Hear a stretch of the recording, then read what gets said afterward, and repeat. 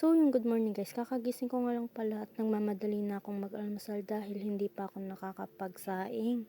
Anong oras na? At yan nga, nagmamadali na akong kumain. Kamot-kamot pa, sige, wala kasing ligo, charis. Ayan nga, nagmamadali na akong mag-almusal dahil maglalaba pa kami.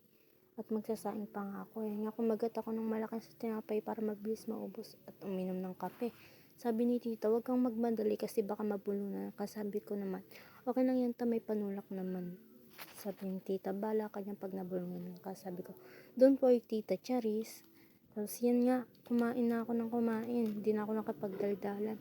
Yan nga, inayos ko yung camera. At yan nga, dumaan pa yung pinsan ko. Ayan nga, nagmamadali na ako. Ngayon, nabilis ako ng aking pagnata at nahulog pa ang aking cellphone. Ayan nga, dumaan pa yung pinsan ko. Ayan nga, naguguluhan na ako sa camera, nalaglag pa. Ayan, tinayo ko na, nanggigigil na ako eh. Ayan nga, inubos ko na yung tinapay at sinubo ko na lahat. Ayan na, tapos na, nalaglag na naman. Ayan nga, malapit na maubos ang aking kape at ang aking pasensya, charis. Ayan na, malapit na ako matapos at ngumiti pa nga. Ayan na, tapos na ako at ilalagay ko nga ang aking tasa sa lababo para ako'y makapagsaing na. Kung mapapansin nyo, ganyan ako maglakad dahil bata pa lang na-stroke na ako. Kung gusto nyong malaman, isubscribe nyo na ako at i-like nyo ang aking mga video at ikakwento ko sa inyo ang aking buhay.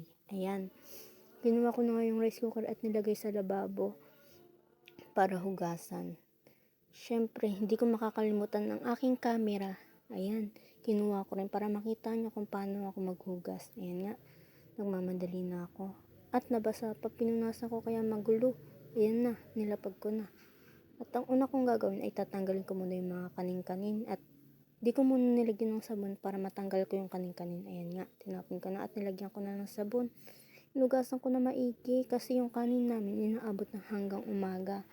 At pag may natitirang ulam ay nakakapag-almusal pa kami. Ayan nga, tapos na hugasan. At di ko napansin na may sabon pa pala.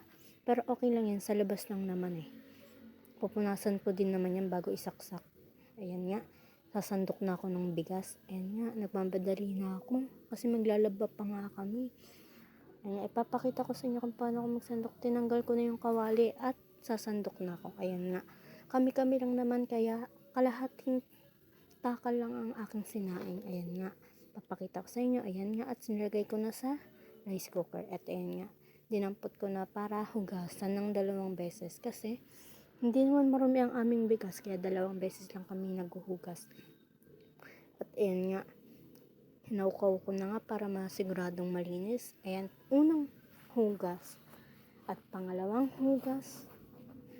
Tapos, at lalagyan na lang ng sabaw. Ayan nga, sinukat ko na nga ang sabaw para masigurado kung sakto na. At hanggang dito na lang tayo dahil nagmamadali na ako. Bye bye!